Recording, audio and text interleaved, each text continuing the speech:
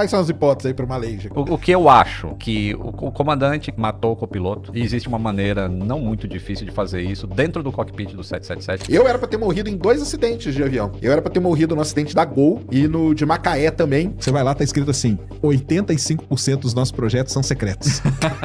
Os Estados Unidos fazem propaganda. Você acha que uma pessoa só não pode mudar o mundo? Por exemplo, Osama Bin Laden. Itaipu ser uma estratégia militar, né? Você destrói Itaipu e toda a represa vai inundar Buenos Aires em questão de horas e mata Buenos Aires. Já tava morando nos Estados Unidos, ó. É isso. E eles estudaram lá, aprenderam a voar lá. Ah, e o Malaysia que desapareceu e ninguém encontrou. Mas eles estavam armados? Não, aí é que tá. Eles usaram isso aqui, ó. Eles usaram os talheres, né, cara? Por isso que eles foram na primeira classe. Pra ter De talher voo transcontinental. Pra ter talher. Não é inscrito no canal ainda? Aí é complicado, bicho. Já se inscreve e deixa aquele like. Bora aprender.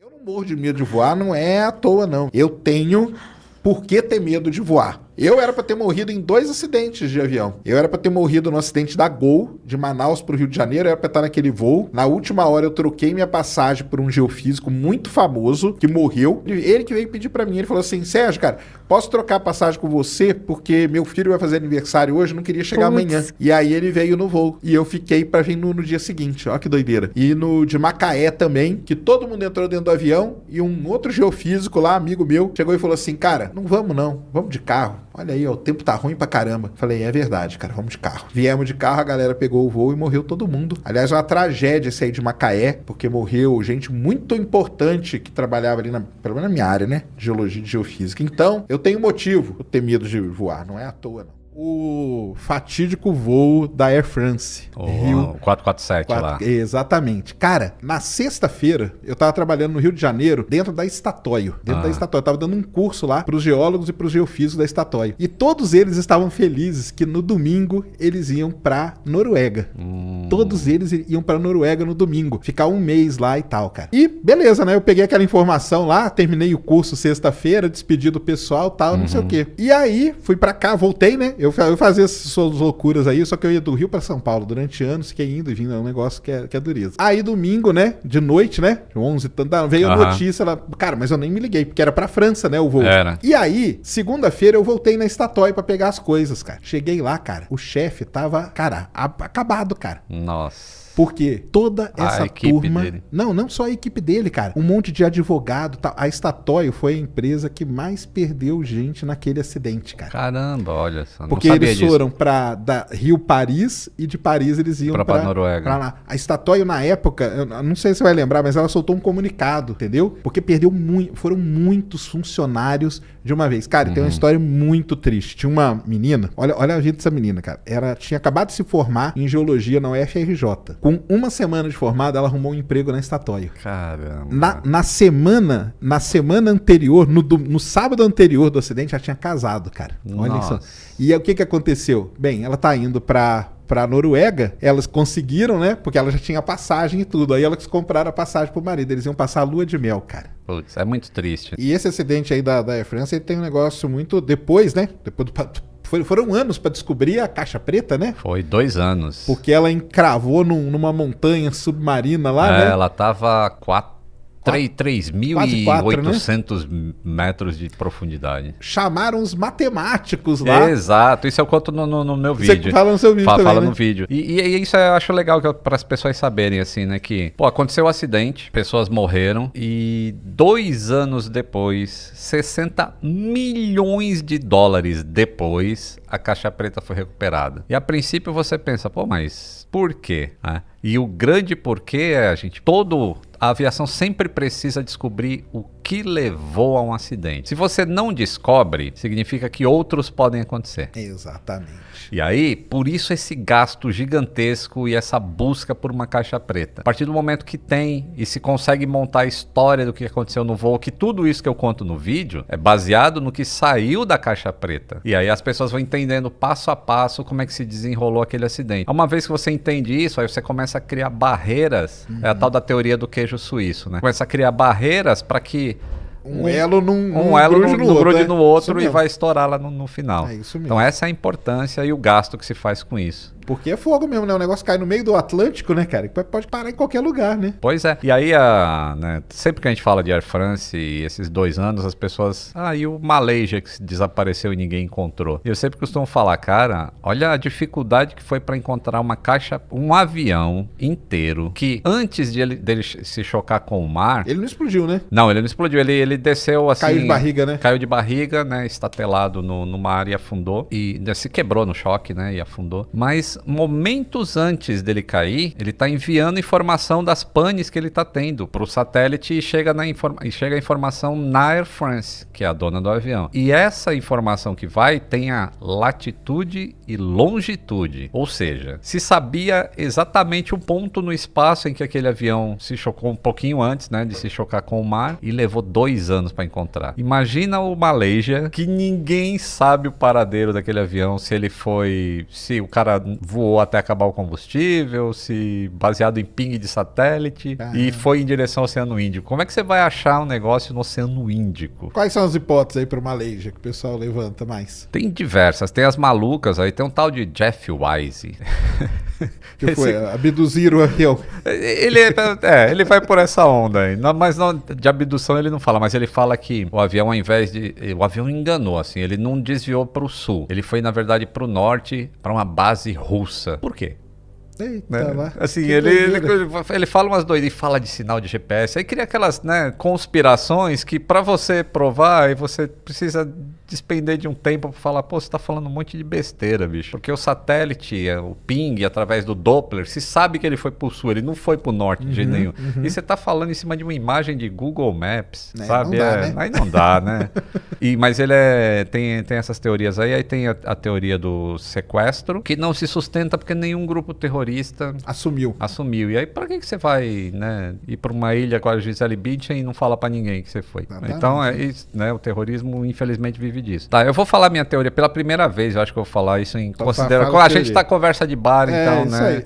O que eu acho, tá? Isso não é a verdade, tá, pessoal? É o que eu acho. Que o comandante, que é o que tinha mais motivo pra se suicidar, baseado no que a polícia encontrou no simulador de voo da casa dele e tudo mais, e ele tava com problema político, perseguição lá na Malásia. Então eu acho que ele matou o copiloto e existe uma maneira não muito difícil de fazer isso dentro do cockpit do 777, que eu obviamente não vou falar, mas existe uma maneira não muito difícil. E o avião, ele faria um voo de aproximadamente 5 horas entre a Malásia e acho que ele estava indo para a China, se não me engano. Uma vez que o copiloto está morto e a porta do avião é blindada, acabou. Ninguém mais tem acesso ao cockpit do avião. Só o comandante podia abrir, né? Só o comandante que pode abrir. Se você fala para os comissários que tá tudo certo, segue o voo. Você de noite dentro do avião, você tá comendo e vai se preparar para dormir, certo? As comissárias fazem o serviço de bordo que tem que fazer, enquanto isso o avião não tá indo para a China, ele já começa a fazer a volta para ir para onde ele tem que ir, baseado no plano de voo que o cara fez no simulador dele. E por que isso não chama atenção? Tipo, ninguém vai no banheiro, ninguém vai nada. Em algum momento eu acho que a tripulação de cabine, que são os comissários, devem ter se sentido desconfortáveis, mas o comandante pode ter dado uma desculpa qualquer. Existe uma teoria que diz que ele pode ter despressurizado o avião, e aí todo mundo morreria por hipóxia. Inclusive ele, mas o oxigênio dos tripulantes demora mais do que o dos passageiros. O passageiro é 15 minutos, o do tripulante daria para respirar por mais de 2 horas em condição de falta de oxigênio. Eu acho que ele não precisou fazer isso. Como ele sabia como desligar o transponder e toda a parte de comunicação externa do avião, ele também sabia como desligar o sistema de entretenimento dos passageiros, que mostra o mapa para onde o avião está indo.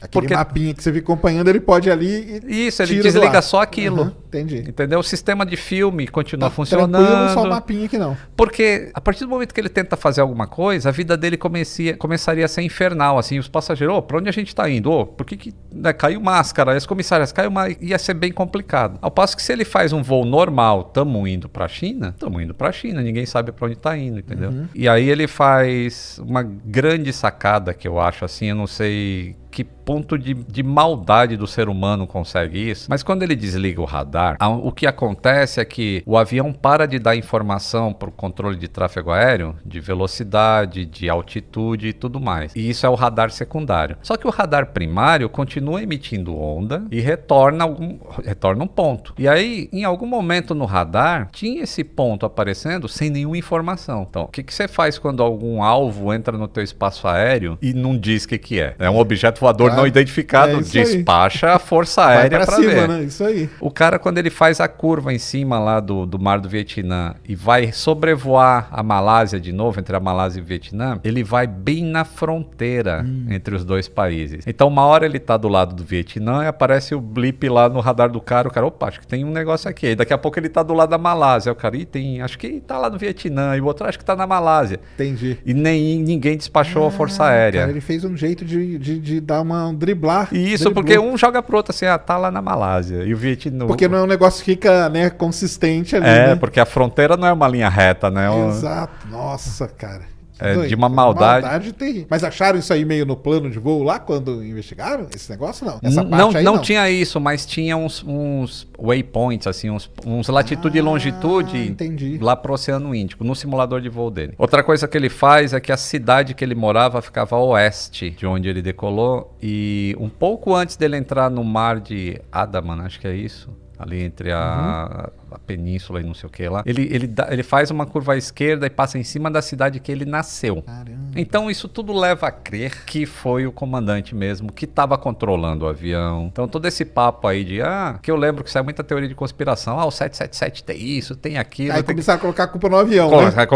Perdeu todo o sistema elétrico e o avião ficou voando 6 horas, cara. Aí não, pra perder... Caramba, cara. E aí depois que ele sai do território, ele entra nesse mar. E quando ele tá entrando no espaço aéreo de uma ilha que tem ali, Sumatra, não sei se é Sumatra. Eu tô tentando lembrar do War 2, que a gente jogava, né? Aquela região Sumatra, é complicada mesmo, né? Aí ele vira à esquerda e vai pro sul, do Oceano Índico. E como se sabe que ele foi pro sul? Ciência. Essa comunicação que o avião da Air France mandou pro escritório da Air France é porque a Air France tinha um sistema pago de assinatura de informação de telemetria pro avião. E a Malaysia tinha isso também, mas só pro avião, não tinha pros motores. Porque são pacotes que você vai adicionando, né? E eles não tinham isso. Mas o avião e o satélite não sabe quem comprou, quem não comprou. Então existe um ping, assim, de conexão entre o satélite e os motores, assim, tipo, você tá aí, tô aqui. Só isso. E existia essa comunicação de ping e a determinados intervalos de tempo. E através do satélite estacionário, ele sabia, o satélite tá aqui, ele tá mandando uma onda. Através de Doppler, a gente consegue medir a frequência. Claro, se aumentou, se diminuiu e tal. E a gente sabe se ele tá indo pra lá ou pra cá. Se ele tá se afastando ou se aproximando. Se aproximando. Isso. E aí chegaram à conclusão que ele tinha ido pro sul. Caramba. Mas aí fica, porque aí não... Isso aí enquadra em quê? Não enquadra em acidente. Enquadra ou não? Como que vocês enquadram isso dentro da... Porque é complicado, né? É complicado esse. Ele se enquadra em acidente, eu não sei exatamente a classificação que entraria. Ele se enquadra em acidente porque, de qualquer maneira, existe uma falha em algum lugar. Porque acidentes não acontecem por acaso. Até o cara, aquele alemão que jogou um avião na montanha também, o Leibniz, que era do Germanwings, foi um suicídio também. O cara em depressão. Mas, foi um suicídio, mas foi um acidente. Como é que a gente previne que aquilo não aconteça mais? Então, mudaram algumas coisas. Preparar os pilotos melhor e tal, e coisa. Mudar a ética médica para a aviação, para que se detecte e avise imediatamente a empresa, e que naquela época não era permitido fazer isso. Então, até quando é coisa inerente ao ser humano, tem que se estudar para evitar que ocorra novamente. É o fator tripa que eu falo, cara, que é a pior coisa que tem em tudo, entendeu? Fator tripa. Fator tripa, cara. Tipo, pra ir pra Marte, tá tudo certo a tecnologia. Mas como que você vai enfiar 2, 3 seres humanos dentro de uma nave? Convivendo por 2 anos? 7 mil, sei lá quanto pra chegar lá. Tá, é o fator tripla. A tecnologia nós já resolvemos, entendeu? Agora o ser humano é que é complicado demais, né, cara? Complicado. Mas e aí, nesse caso aí, o que poderia aprender é mais nessa parte do ser humano mesmo. O avião, enfim, coitado, o avião é vítima também, né? Vamos dizer assim, né? Já se encontraram pedaços dele, inclusive. Encontraram já? Olha só. A onda, né? Com as correntes. As correntes vai cair. Uma hora aparece. Levaram lá pra costa de Madagascar e eles encontraram algumas coisas. Nossa. Do avião. Se você pegar a Primeira Guerra Mundial, entre 1914 e 1918, aviões eram, assim, bem embrionários naquela época. A aviação estava começando naquele momento e começaram a utilizar aviões mais no começo da guerra, como vigilância, para conseguir ver o que estava acontecendo no front, até que alguém teve a brilhante ideia de colocar metralhadora e começar a atirar, e alguém teve a brilhante ideia de fazer aviões naquela época como bombardeiro. Sabe como é que eram os bombardeiros na época? O piloto ou o copiloto agarrava uma bomba e jogava pra fora manualmente. Era assim o bombardeiro. Tem filmes disso acontecendo. O cara levava a bomba no colo. No colo. Aí tava em cima, joga agora! Aí pá, jogava. Isso começou a mostrar vantagem. Aí veio a Segunda Guerra Mundial, a aviação, claro, em 2 décadas aí no caminho, 2, 3 décadas avançou bastante. E a Segunda Guerra Mundial vieram os caças de primeira geração, P-51, P-47, que aí tiveram os dogfights. A aviação da Segunda Guerra Mundial... Spitfires, né? Spitfire, Os japoneses, como chamavam? O Zero. Zero, né? Zero, E tiveram, assim, a Segunda Guerra Mundial foi marcada por ser uma guerra aérea, né? Muita coisa aconteceu aérea. Aí veio Guerra Fria. Tem batalhas famosas, né, cara? Tem batalhas famosas. Tem aquele filme que é, como que chama? Pearl Harbor. Pearl Harbor, sim. Mas aí tem a resposta, que é da ilhazinha ali no Pacífico, cara. Que foi o ataque surpresa. Ah, sim. O de Pearl Harbor. Não, o Pearl Harbor foi no Havaí. Mas depois sim. teve os japoneses iam atacar. Aí, caramba, cara, eu já vi o filme várias vezes, esqueci agora. Eles iam atacar aquela ilha ali. Caramba, o pessoal vai lembrar aqui. Daqui a pouco a gente lembra aí no chat. E foi tudo uma batalha totalmente aérea, cara. Sim. Aérea. E o final da Segunda Guerra Mundial ficou muito conhecida... Midway. Sim. Não, e o final da Segunda Guerra Mundial ficou muito conhecida como os kamikazes, né? Que iam em cima dos navios e falar, os japoneses se matavam pra... Não é que eles queriam se matar. Na verdade, eles já não tinham mais armamentos, então não tinha mais nada. Sobrava e o avião mesmo, é. né? Pra atacar os navios ali no Pacífico. Então ficou conhecido como a Guerra da Batalha Aérea. Mas os japoneses faziam esse processo de soltar a bomba também, manualmente. Não. Na Segunda Guerra Mundial já tinha sistemas de lançamento de bombas. Já não tinha... No contexto, então, acabou o armamento e o armamento, não tinha mais nada, vai eu mesmo. Entendeu? Eles dizem que eles tomavam, né? O negócio tomavam o negócio lá e aí chegou... Até pra falar, pessoal, tinha aí, porque aí tinha torpedeiro... Tinha. Bombardeiro, né? Aí tinha várias caça, que era uma outra... exatamente. Era uma outra classificação, aviação né? de ataque ar-solo, avião de ataque ar-ar, bombardeiro, avião de vigilância. Depois que acabou a Segunda Guerra Mundial, começou a Guerra Fria, e aí veio a ostentação, o céu... Nem o céu era o limite, né? Estados Unidos e União Soviética criando coisas cada vez mais absurdas, pra mostrar superioridade ao outro. Aí veio um avião conhecido, o SR-71, até hoje o avião mais rápido do mundo, que é um avião de vigilância. Esse avião foi desenvolvido para espionar os soviéticos, basicamente. E tem uma história interessante, porque ele era um avião americano, fabricado pela Lockheed, pela Skunk Works, lá nos Estados Unidos, de titânio, para aguentar a alta temperatura da velocidade do voo. Só que o titânio era importado do soviético. Então, basicamente, os americanos importavam titânio soviético para construir um avião para vigiar o soviético. Então ele era um avião que tinha que ser muito rápido para fugir de míssil, ele tinha que voar muito alto para os mísseis não atingirem, até que o negócio foi avançando e um avião como esse já não fazia mais sentido, já tinha satélites para fazer o trabalho e a coisa foi andando. Total. Aí veio o caça de terceira geração. Mas aí teve o famoso aí na Guerra Fria, o Valkyrie, né? O Valkyrie, sim, foi um avião para... supersônico, né? Pra romper a barreira. Pra levar a bomba atômica. Pra levar a bomba atômica, que acabou não fazendo o serviço, não né? Fez, né? Acabou não dando certo. Só que o lance dele ele era tão rápido, cara, que qual que era a missão dele? Ele levantava dos Estados Unidos com a bomba atômica, ia lá na União Soviética, jogava e voltava. Sem dar tempo dos caras atacarem ele. É um avião, o pessoal vai saber qual que é um avião famoso que na frente ele tem duas asinhas. Né? Ele tem o canard, né? Que é uma asa, o estabilizador horizontal, ele é na frente, não atrás, como os aviões que a gente conhece normalmente. É famoso, tem um filme também, né? Tem um filme também Operação... Ele não voou, ele chegou a voar. Ele voou, mas o programa... Não, missão, né? Não, o programa ele ficou muito caro. E acabou perdendo o sentido, porque o negócio foi avançando e chegou numa época também que ataque nuclear seria algo, né? E ele era de qual delas? Ele era da Skunk Works também, não? Ele foi desenvolvido pela NASA e ele é Northrop. Northrop, que é o outro... Nós já falamos aqui, né? E tá até o Fernando que pode confirmar. Todas essas grandes empresas militares, elas têm um setor secreto, né? Sim. A Boeing é o Phantom Works. A Lockheed é o Skunk Works, que é um gambazinho que é o símbolo. E a Northrop, que aí eu não sei o nome dela, mas ela tem também o setor também, dela, todas têm. E tem a North American também, todas nessa época, assim, tinha muito desenvolvimento. E inclusive a Skunk Works, quem assistiu Top Gun Maverick, que começa com o Dark Star, aparece o simbolinho ali da isso, pouca gente vê aquilo lá. Mas aparece eu falei o gambazinho. Eu falei pra minha esposa. Falei, olha lá, o Skunk Works, o que é isso? É uma galera que faz as coisas secretas. E o foda, cara, que você entra no... O filme fala sobre isso mesmo. Começa ali. Ele falando do... tanto que eles decolam de madrugada, e que passa, e quem vê é meio aquele negócio. Pô, tô vendo tipo um disco voador, cara. Mas o mais legal pra mim é o site do Skunk Works. Você vai lá, tá escrito assim... 85% dos nossos projetos são secretos. Os Estados Unidos fazem propaganda até daquilo que não é pra fazer propaganda. Exatamente. Cara, isso é muito bom, cara. Eu acho muito bom isso aí. E assim, esse projeto do Dark Star, do Top Gun... ele foi um... Ele foi um projeto do SR-72.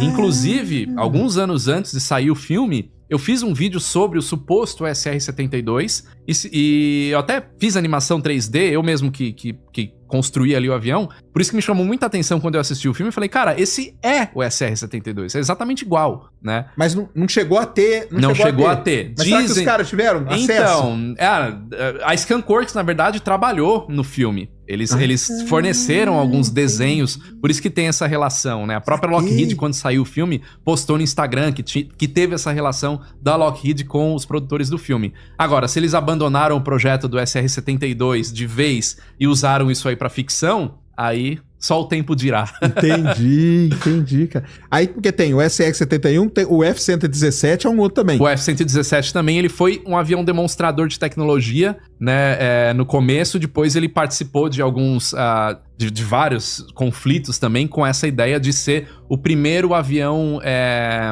stealth, né, o primeiro avião invisível ao radar. Aí nessa brincadeira, porque aí teve a Guerra Fria, que acabou não tendo um conflito direto. Por isso que é Guerra Fria, isso. né? E aí a gente vai ter, pra quem aí não vai, boa parte da galera não é nascido, mas eu vivi essa época, eu lembro perfeitamente, veio a famosa a Primeira Guerra do Golfo. Sim, eu lembro, dos anos 90. Dos anos 90, né? Que muita gente, eu já vi, o pessoal até de fora falar, eu escuto uns podcasts de aviação de fora, muita gente fala que a Guerra do Golfo pra aviação militar, ela foi um marco. Sim, muita coisa foi desenvolvida nos Estados Unidos.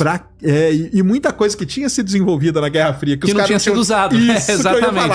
Aí, pô, tem uma chance de usar. E aí usaram e viram que, cara, era uma dominância. F-18, B-2 Spirit. O B-2 foi desenvolvido nos anos 80, veio dos anos 70, né? Mas fez o primeiro voo nos anos 80. E também era um elefante branco ali de bilhões de dólares, um programa de construção caríssimo, o avião mais caro do mundo, custando mais de 2 bilhões de dólares. Caramba! E na Guerra Fria mesmo, ele não foi utilizado como um bombardeiro, né? Que porque... o B-2 é aquele gigante, né? Que é a asa gigantesca. O B-2 é a asa voadora. Asa voadora. Ele não tem... Ele é só uma asa, assim. É incrível o avião. Ele é o primeiro meio em delta, né? Ele é meio em delta. Ele é em delta. E é só asa, não tem estabilizador vertical, nada. Ele é um bombardeiro. É verdade. Mas 2 bilhões de dólares cada unidade. Porque você pega o valor do programa de construção e divide pelas 22 unidades que foram construídas. O valor é absurdo, né? E ele foi usado na Guerra do Golfo. Foi usado na Guerra do Golfo. E é usado até hoje, inclusive. Foi usado na Primeira Guerra do Golfo. Sim. Porque eles chamam de... Não é... Qual que tem uma palavra? É predomínio? Não, é dominância? Dominância aérea, Dominância aérea, né? Inclusive os Estados Unidos deram uma voltinha lá em cima do Iêmen com o B-2, posicionaram navios ali, né? Vieram os B-2, B-2 não opera em porta-aviões, né? Só pra deixar claro, mas teve porta-aviões americanos, B-2 dá aquela passadinha pra mostrar, a gente pode, né? Mais ou menos o que a China tá fazendo, mais ou menos o que a Rússia sempre fez, né? Então, esse tipo de... A Guerra Fria, como você falou, não teve um conflito. Foram décadas de ameaças. Isso. Ninguém era maluco, porque quem atacasse o outro ia ter a resposta, né? Então, ficava só naquela, eu fiz isso, eu fiz isso, eu fiz isso, eu fiz isso. Eu mandei o homem pro espaço, eu pus o homem na lua. E aí foi essa história toda ali. Não, eu lembro direitinho na Guerra do Golfo, cara, Operação Tempestade no Deserto. O pessoal não vai lembrar que ficou famoso a CNN, mostrava, né? né? As balas Traçantes, e tal. E eu vi um documentário outro dia que era contando a parte da aviação. Que os caras meio que falaram assim, cara, tá aí a chance que a gente precisava. De girar esse negócio tá parado. Agora manda tudo pra lá. E aí eles começaram a mandar os caça e viram que realmente, cara, os caras tinham desenvolvido um negócio que era fora do comum, cara. Sim. O F-18, né? O F-18, o que Super era Hornet absurdo, que veio. né, cara? Sim. Na época da Guerra Fria ainda, né, com o F-14, que até tem o primeiro... F-14 é um avião de terceira geração. Ele foi representado no filme Top Gun, justamente como uma demonstração de força. Porque era um avião que tava... recente ali, né? Era um avião supersônico, asa de geometria variável, então a asa abria e fechava. O F-14 é que eles usam pra fugir, né? Que era usando pra fugir no segundo Top Gun. Pra fugir lá. Super possível aquilo, inclusive, né? Quem assistiu o filme sabe do que eu tô falando. Liga, né? Liga aí. É. Na hora que chegar e tal, você liga e sai correndo. É isso aí, sai correndo, decola numa pista numa pista daquele tamanho, cara. Que doideira, né? É bizarro mesmo, porque a cena do filme é basicamente essa. 2 carinha escondidos conseguem montar no avião. Conseguem invadir uma base que foi atacada, né? Ninguém tá em alerta, a base acabou de ser atacada, né? Super possível. Mas no Top Gun pode tudo. No Top Gun pode tudo. Inclusive, no filme eles falam como é que a gente vai fugir de aviões de quinta geração, que são os aviões do inimigo, que obviamente é um Su-57, eles não falam, mas Sim. é um Su-57. Como é que a gente vai fugir disso com um avião de quarta geração, que é o F-18? Pra piorar, eles pegam um de terceira, que é o F-14, e conseguem fugir. Não, então, além de não conseguir fugir, ainda abate, né? Ainda bate, Mas é um Maverick, né? Então não é qualquer piloto. É diferente. É diferente. Aí é ele que Eu tenho uma que... pergunta polêmica pra falar sobre isso. Agora que você tava comentando com o Sérgio a Guerra do Golfo e tal. Teoricamente, tem uma galera aí, meio teoria da conspiração, fala que tem algumas guerras meio que elas foram fabricadas. Isso daí é sempre falado, né? Pra usar armamento, pra testar o armamento, né? A tecnologia que tá sendo desenvolvida vai ser desenvolvida e vai fabricar arma pra quê? Sim. Da mesma forma, a aviação, né? Tem caças com investimentos bilionários. Por quê? Porque uma hora você vai usar. E aí, quando tá pronto, tem que usar.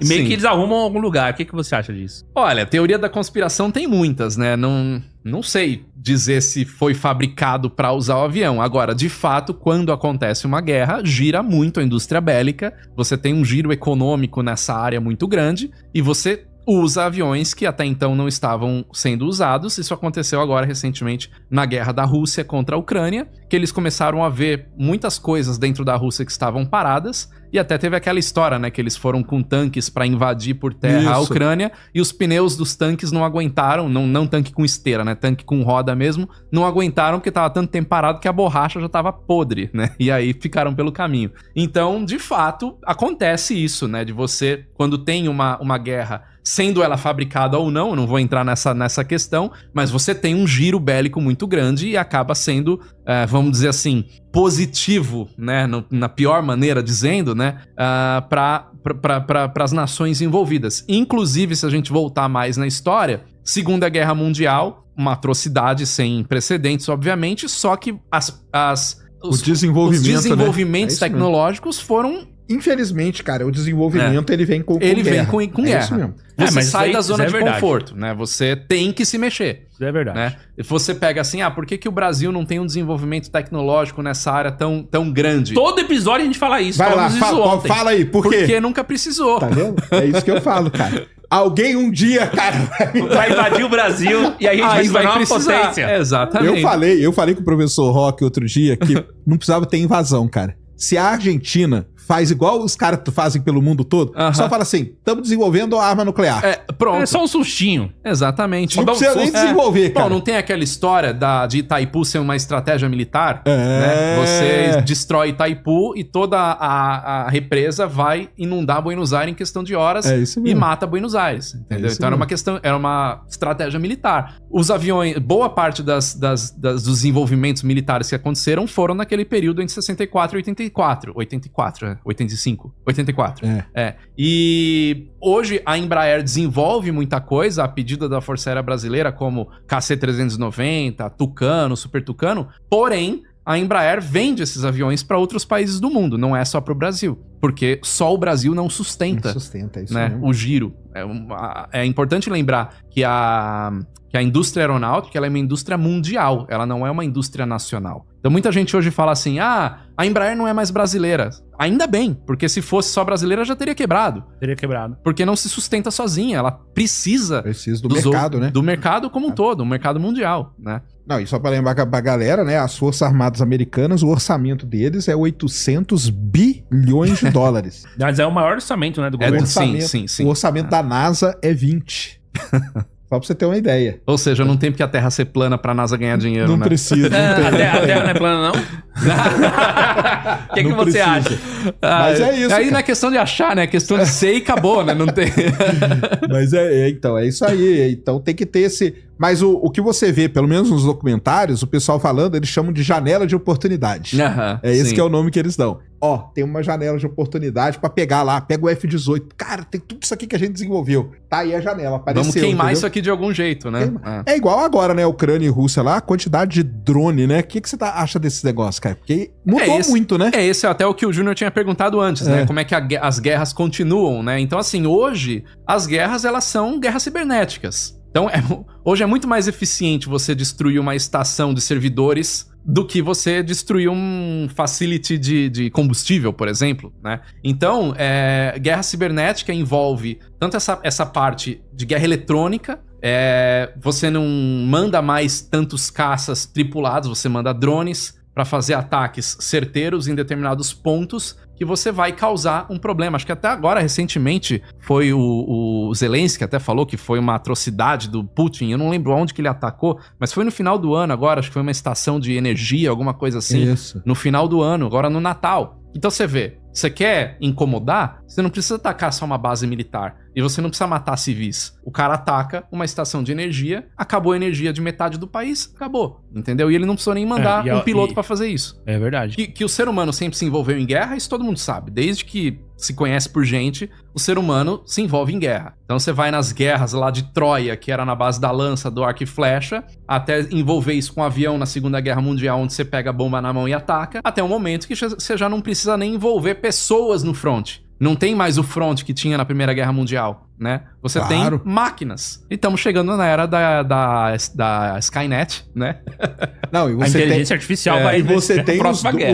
Skynet. E aí no lance dos kamikazes, você tem o drone kamikaze. O drone kamikaze. Que aí não tem armamento, ele se joga em cima do negócio. Exatamente. Né, é muito mais barato que um míssil. Voa mais baixo, voa mais devagar, consegue fugir de radar e o cara consegue atacar um negócio ali sem ter uma perda da parte dele, né? Então é complicado. E o que eu falo, né? A gente chega na era da Skynet. Pra quem não lembra, quem não é dessa época, a Skynet é a empresa que desenvolveu os robôs do Exterminador do Futuro. A gente tá caminhando pra um negócio desse, pelo menos em termos de tecnologia, né? Se os robôs vão atacar todo mundo, aí a gente tem que esperar pra ver. Mas, de fato, a inteligência artificial generativa já tá gerando inteligência artificial a partir dela mesma, né? Então, no Japão foi feito um teste de inteligência artificial em robô, que o robô começou a tomar decisões próprias e começou a se autoprogramar. Aí os caras desligaram o negócio e falaram, não, calma. Tá ficando perigoso, Tá ficando né? perigoso. Mas o Elon Musk disse que esse é o... É a geral, né? É a terceira fase da inteligência artificial. Ele que disse que ele tem pessoal- medo, né? Ele já mandou parar, né? Então, aí é onde você vê a necessidade de uma regulamentação forte em cima disso, porque esse robô no Japão, que fez esse teste, estava em um ambiente controlado e desligável. Agora, e quando esses robôs da Tesla, por exemplo, começar a dominar tudo, e ele falar, não, eu não quero mais atender você como seu escravo, agora eu quero te matar. E ele se reprograma e ele te mata. Skynet, Exterminador do Futuro, Matrix, chegamos ali.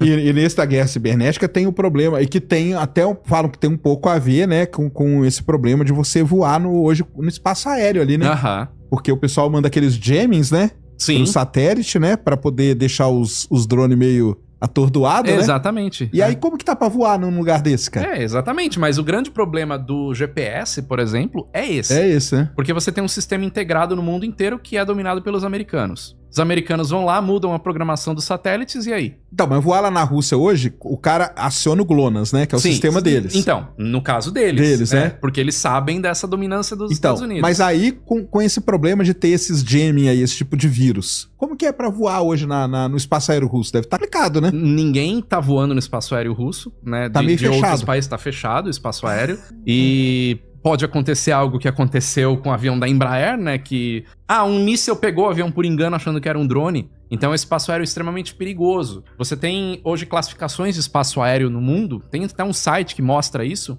onde se evita voar. Se você abrir o Flight Radar, que é aquele aplicativo para traquear aviões voando, você vê certinho os territórios onde os aviões não passam. Ucrânia é um deles, grande parte da Rússia. Isso aí pra economia, Síria. cara, do país é terrível, né? Terrível. Terrível para a economia do país e terrível para a operação de companhias aéreas do mundo. Por exemplo, você pega um voo de Singapura para a Europa, né? Ou Singapura para os Estados Unidos. Entendi. E como a Terra não é plana, você vai pelo polo, né? E aí você passaria por cima ali... Tô chutando uma rota aí, mas vamos supor, um voo que passaria por cima da Síria, passaria por cima da Ucrânia. Esse voo tem que Tem desviar. que desviar. Né? Cara, Desvio é mais tempo, mais combustível, mais combustível. custo, passagem. Ah, isso daí não vai me impactar nunca. Cara, é um efeito, uma reação em cadeia. Até chegar ao custo mais alto de passagem aérea.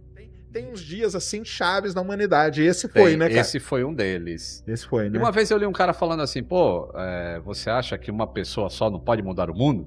Um exemplo, Osama Bin Laden. Esse mudou, Um né, cara? cara mudou o mundo. Mudou o mundo. É, Isso aí. tem a nossa vida antes de 11 de setembro e a nossa vida depois de 11 de setembro. E pra tem vocês, coisas- isso, mais ainda, né? Principalmente para aviação. E a gente, né, muita gente que nasceu depois de 2001, que já tá até com 23 anos, 23 né? anos, já tá velho. já tá Exatamente. velho.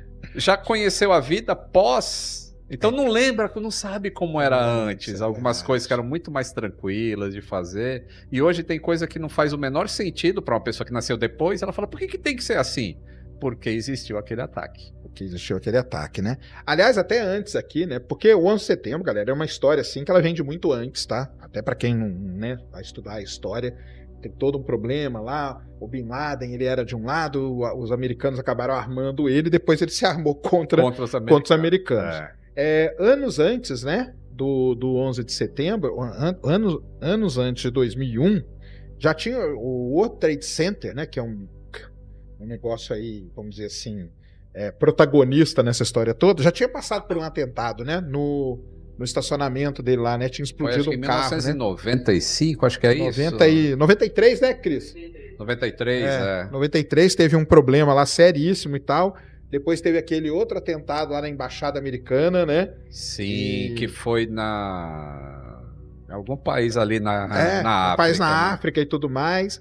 E já tava toda essa coisa. E aí, cara, entrando aí no papo da aviação, é o seguinte. Os terroristas, eles assumiram o avião, Uhum. né? Que eram os modelos. Quais eram? Eram 2 Boeing 757. Os da United? Um da United era um 757 e o outro era um 767. E o da American era dois 757. Um 767 e um 757. Cada um com um modelo diferente. Diferente. Então, os caras, eles assumiram o comando. Assumiram o comando. Eles assumiram o comando mesmo. E aí, porque é o seguinte, esses caras fizeram um curso de piloto. Né? Sim. É o que conta a história. Depois, quando eles foram investigar, eles viram que o cara foi lá numa escola de aviação e tal. Meio um curso igual você fez, né? Sim, sim. Um curso de piloto ali. A minha questão sempre foi a seguinte, cara. Como que esses caras conseguiram pilotar um avião daqueles? Porque assim, mesmo você fez o curso lá, você pilota Sim. um tipo de avião. Como que você senta num Boeing, cara? E assim, tudo bem. Ah, mas eles acertaram. Mesmo assim, pra acertar um prédio é difícil pra caramba, cara. É difícil. Como que esses caras. É- Como é que é o uma- controle, a parte da aviação mesmo ali? Você, por exemplo, você conseguiria assumir um Boeing desse? Sim, Conseguiria? conseguiria. Ah, eu não Mas sabia. porque eu É. já tenho uma experiência Ah, prévia tá. em simulador de voo, em Full Flight Simulator, que é o simulador de voo que os pilotos usam para treinamento. Não um joguinho. Não o Falei joguinho, hein? Agora a galera da aviação vai me Pode ser, matar. Então, como eu já tinha essa experiência, Tá. pra mim não seria um problema, mas pra eles voaram muito em Flight Simulator. O jogo. O jogo. O jogo, entre O aspas. jogo Aham. da Microsoft. Tá. Porque lá eles aprenderam como programar o FMC do avião. FMC, o que que é? O Pra galera que FMC não é o Flight Management Computer, é o computador gerenciador de voo, em que você coloca uma rota e o avião vai seguir a rota que você fez. Então eles já Então essa é a tinham... primeira coisa que eles tiveram que fazer. Assim que Isso. tomaram o avião, Na hora que tomaram o era no avião, FMC e colocar. trocar a rota que tinha lá, porque Se eu não me engano, o avião da United, ele decolou de Boston e ia, sei lá, pra Califórnia. Isso. E eles, até isso, eles planejaram. A gente vai pegar um avião que faz voo transcontinental, Certo. porque ele vai estar com muito combustível. Entendi. E aí, quando ele decola, ele está com plano de voo para ir para Califórnia. Então, O quando eles FMC dele tá assumem programado para aquela rota. para aquela rota. Tá. Quando eles assumem, uma das coisas que eles têm que fazer é mudar o plano de voo para o avião seguir para outro lugar. E eles provavelmente eles tinham latitude e longitude da torre do World Trade Center. Porque o avião faz as curvas, e isso que mostra lá no memorial também tem exatamente o trajeto que o avião faz. E ele vai direto para lá. Então eles tinham como botar isso, e na tela do avião vai aparecer o caminho que ele tem que seguir. É como se fosse um Waze. Então o cara, tipo, ele nem pilota, vamos dizer assim. Ele basicamente programa a rota. Ele programa a rota e ele vai seguindo informações. Ele pode deixar o piloto automático ir para lá, ou ele vai pilotando na mão, seguindo o que um diretor de voo tá falando para ele. Assim, são duas barrinhas assim que ficam dizendo, ó, sobe e desce, direita e esquerda. Ele deixa o avião centralizado ali, vai seguir o que ele programou nesse gerenciador de voo.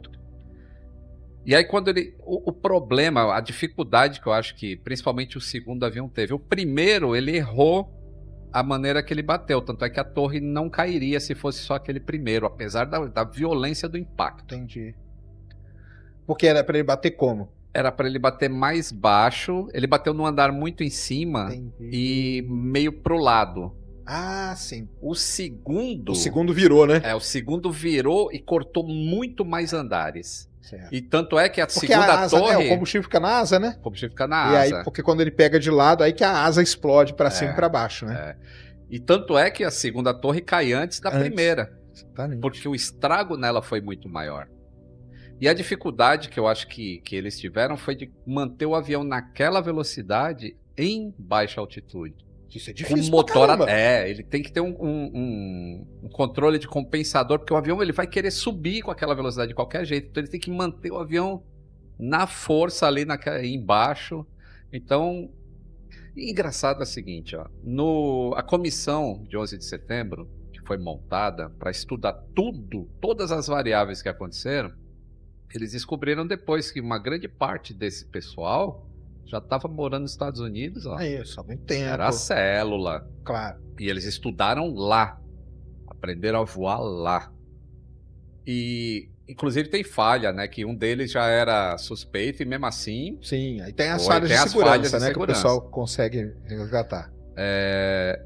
E até quando, tipo, era pra treinar. Quando você vai aprender a pilotar, você tem que aprender a decolar, voar, pousar. E os caras não queriam aprender a pousar. Eles só queriam voar. Só queria voar.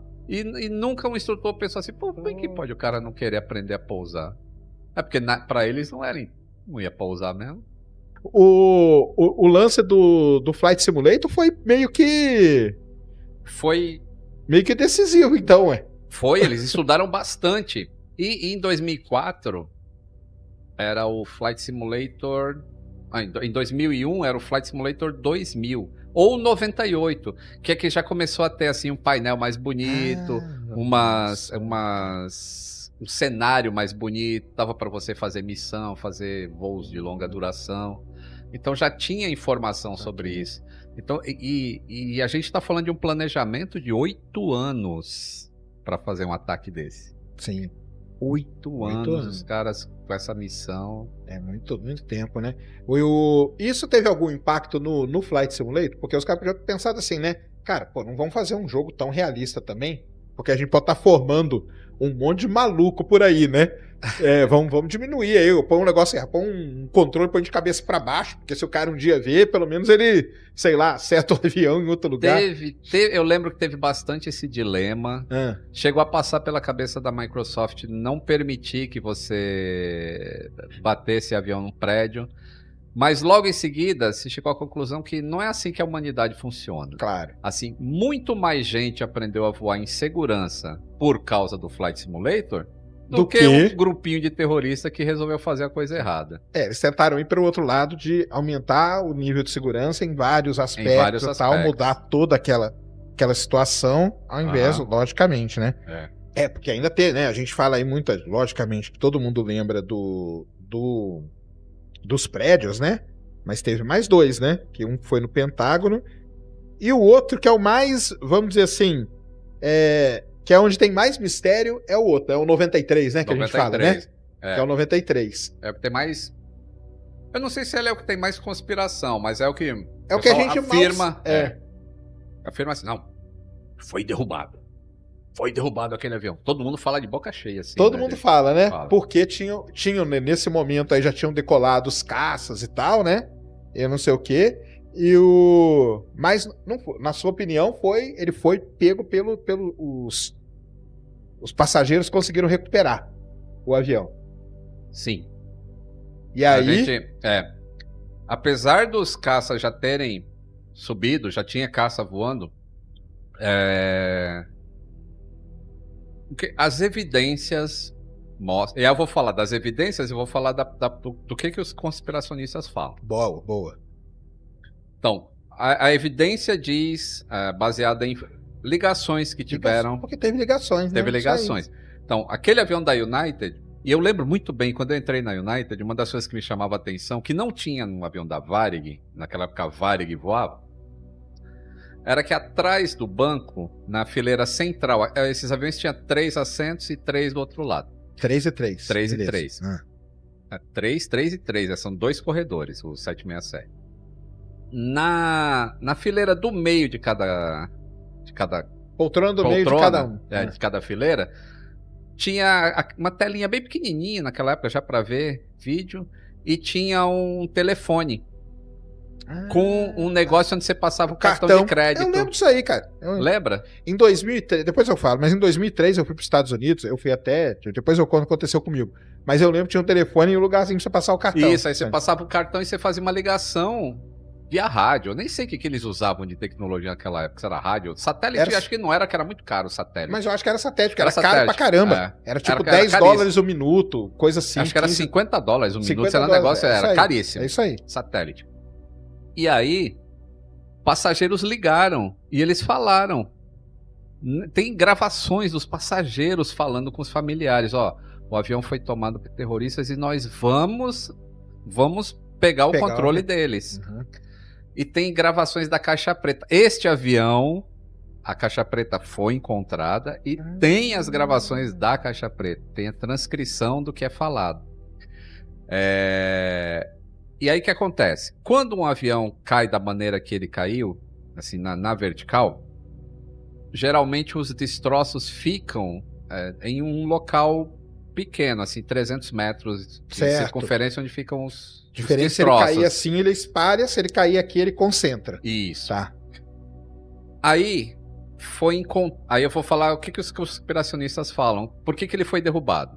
Porque alguém falou que um dos motores foi encontrado a 3 quilômetros de distância do local da queda e tinha sinais semelhantes ao de que um caça faria se tivesse atacado com um míssil um avião comercial.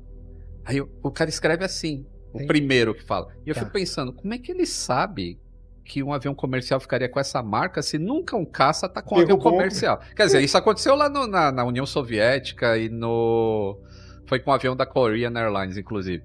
Mas aí isso ficou pro fundo do mar e ninguém sabe o que aconteceu. O que aconteceu? Qual é a marca que deixa, né? Então, qual a assinatura? Começa aí. E aí, essa distância, o cara fala 3 quilômetros, na verdade, estava a 300 metros o motor. Porque na hora do impacto ele soltou da asa e foi parar, mas está na área onde o avião caiu. Entendi. Aí outros conspiracionistas falam que foram encontrados destroços desse avião dentro de um lago que fica a 6,8 milhas de distância. Pô, dá quase 14 quilômetros de distância. Isso aí, E aí, então como é que pode? Longe, esse avião só pode ter sido derrubado. Entendi. Aí, na verdade, isso é o que os caras falam. Tá, conspiração fala isso aí. Conspiração fala. E aí, esses 14 quilômetros é porque a rua que sai de onde o avião caiu e chega nesse lago dá 14 quilômetros. Mas em linha reta é 1,5 km. Cara, mas mesmo assim, como é que tem pedaço lá? É porque na hora que o avião bate, e muita coisa é levantada na atmosfera com impacto, como se fosse um meteoro. Sim, claro. E o vento, Leva, naquele né? dia, soprava em direção ao lago, exatamente. E essas coisinhas que caíram no lago é tudo coisa muito leve, tipo papel. Entendi. Então, aí eles falam, os destroços do avião estão a 9 km, a 14 km, e não estão a 1,5 km. Dentro do lago é só coisinha leve. E aí não tem como não ter sido, os passageiros mesmo tentaram pegar o controle. E tem a voz do terrorista falando, eu vou derrubar, porque os caras já estão na porta, os passageiros, E tem o filme, né, disso. Tem um filme. Tem um O filme. que você achou daquele filme lá? Aliás, tem mais de um, né? Do 93, Do 93 tem mais né? de um. Eu assisti, acho que o primeiro. Eu não gostei muito, assim, da dramatização, Dramatização, toda. não? É, mesmo? mas a verdade é que foram os passageiros. E aí, eu gosto da mensagem. Eles foram heróis, eles tentaram... Sim, claro. Tinha que fazer alguma coisa. Eles já sabiam. Eles eram os únicos Que sabiam que já tinha acontecido, né? Porque o do American, do Pentágono, eles sabiam que tinham sido sequestrados, mas não sabiam do ataque que os aviões tinham batido na torre. Entendi. E o da Pensilvânia sabiam. Então do eles sabiam, a gente vai morrer. O do Pentágono foi os terroristas mesmo que jogaram. Ali os passageiros não fizeram nada, Não né? fizeram nada. Tá. E o da Pensilvânia foi esse aí. Uma coisa, né, cara, que eu penso assim, mesmo lá no 375, né? Porque os terroristas eram quantos que estavam nos aviões aí? Você lembra de cabeça? Era 3 em 1? Não, era mais. Era mais? 4 ou 5 em 1. Todos foram na primeira classe. Na minha série eu mostro até o assento que eles estavam sentados. Isso, eu lembro que você mostra até o assento direitinho. Eu só não lembro o número correto de cada um, mas tinha 5 ou 6 por avião. Tá. Era muita gente. Mas eles estavam armados? Não. Aí é que tá. Porque alguém escreveu aqui que eles estavam armados, não tava, né? Não tava armado. Armado eles teriam sido pegos no detetor de metal. Eles usaram isso aqui, ó. Eles usaram os talheres, né, cara? Por isso que eles foram na primeira classe. Pra ter talher de voo transcontinental. Pra ter talher. Então eles usaram as faquinhas. Por isso que agora, quando você voa em um avião de classe executiva, agora os talheres voltaram. Só que a ponta dele é rombuda, ele não faz mais furo. Entendi. Ele não consegue mais cortar a pele de ninguém. Saquei. Mas durante muito tempo, você lembra que era só talher de plástico que podia embarcar? Claro. E com a pontinha redonda? Por causa do setembro disso. 11. Então eles pegaram os talheres pra atacar a tripulação. E aí é que é a minha questão, cara. Qual pega lá no... A gente tá falando aqui do 375, galera. Pra quem não viu, é o voo 375, é o voo que aconteceu aqui no Brasil, caso famoso. O Lito fez vídeo e tal, que o cara pega o avião e quer jogar em cima do Sarney lá em Brasília. Teve um filme... Planalto. Teve um filme. O filme é legal, né? Gostou do O filme? filme é legal, gostei. O filme é legal pra caramba e tal, não sei o quê. Quando você vê o filme ali, você fala assim, caramba, é um cara só. Tudo bem, o cara tá armado. Mas você tem, sei lá, quantos passageiros do avião, cara? Por que essa galera não vai pra cima do cara desse, cara? Por que não vai, cara? Porque tudo bem, cara. O cara tá armado, ele vai dar um tiro, vai dar outro, tal, não sei o quê. Mas, cara, é muito mais passageiro do que no caso do voo 375 era um só. Só que ali ele tava armado. No caso do 11 de setembro, pior ainda, os caras nem armados estavam, cara. Entendeu? Mas eles diziam que tinha uma bomba. Porque eles mantinham os passageiros quietos, eu tô com uma bomba aqui, e se alguém se mexer, eu vou explodir. Mas eles nunca tiveram bomba nenhuma. Nunca tiveram bomba nenhuma. Então eles foram no terror mesmo. Foram no terror. Quando os caras assumem o cockpit, o Mohamed Atta, que é o cara que... o segundo avião que bate na segunda torre, ele pega o microfone para falar com os passageiros. Mantenham a calma, nós estamos com uma bomba, não vai acontecer nada, a gente vai voltar e pousar esse avião. Só que ele acha que tá falando com os passageiros, mas a mensagem tá sendo mandada para o controle de tráfego aéreo. Cara, e essa mensagem é gravada. O que ele fez? Ele errou o botão? Ele errou o botão que apertou para... Imagina, é isso que você falou, já tem a tensão toda de estar ali, é impossível o cara fazer tudo certo. Tudo certo, ele não vai conseguir. Entendeu? E é assim que eles descobrem, então. É assim que eles descobrem o que estava acontecendo. Aí eles pegam a gravação, né? Isso já no dia seguinte, aí falam, putz, são terroristas. E aí, quando eles veem o horário que decolou os aviões, assim, de 2 aeroportos diferentes, tanto JFK quanto Boston, e Newark também, né? Tudo ao mesmo tempo, assim, foi um ataque muito coordenado. Sincronizado, né? Se tivesse atrasado... o avião da Pensilvânia, por que não deu certo? Porque provavelmente ele ia para Casa Branca. Porque teve Pentágono, teve World Trade Center, provavelmente o outro era Casa Branca. Casa Branca. E por que ele não chegou lá? Porque este voo atrasou em New York. E aí Foi o pessoal 20 minutos. E aí o pessoal ficou sabendo o que tinha acontecido. Porque na verdade era pra estar tudo decolar ao mesmo tempo, aí ninguém ia ficar sabendo nunca e eles iam conseguir. Exato. Caramba, então aí um atraso que salvou aí o presidente, se bem que ele não tava lá, né? Ele tava na Miami, né? O Bush, né? Foi muito coordenado, cara. Mas esse negócio de ter uma pessoa só ou poucas e os passageiros, isso me deixa meio intrigado, cara. Mas é isso, né? A psicologia deve explicar isso. O cara vai pelo terror, porque, né? Assim, e você pensa, não, é um cara só, mas ele tá armado. Aí tem que ver quem é o primeiro que vai atacar, porque o primeiro vai levar chumbo. E aí ninguém quer ser o primeiro. E aí fica todo mundo parado.